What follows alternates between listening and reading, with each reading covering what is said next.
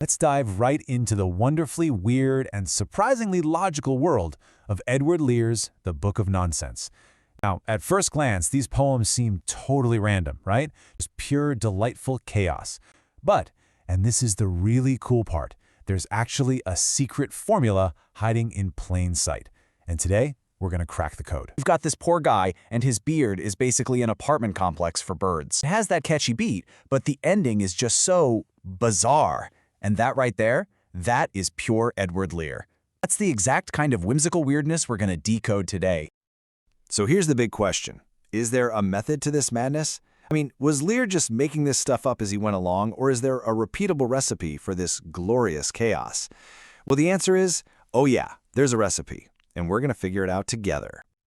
Okay, so let's get into it and see how this is all built. Because Lear wasn't just throwing words at a page and hoping for the best. Nope, he was following a very specific and actually pretty clever formula for creating these little masterpieces of absurdity.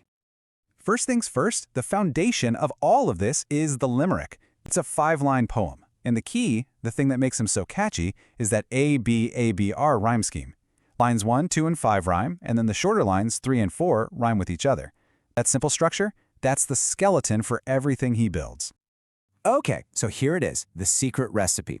It's actually just 4 simple steps. Step 1, you pick a character, right? Usually an old man or a young lady from a specific town. Step 2, you give them something super weird about them, a strange habit, a bizarre body part, you name it. Step 3, you bring in some conflict, and it's often they, the judgmental public, reacting to our hero. And then, step 4, the punchline, a super abrupt, totally weird, and sometimes kind of dark ending. All right, you got the recipe? Let's put it to the test. Let's meet some of the stars of the show, the weird and wonderful inhabitants of Lear's universe. And as we go, see if you can spot that 4-step formula at work in each one. Okay, but it's not all fun and games and playing harps with your chin. There's another layer to this, a darker, but somehow even funnier side to the formula.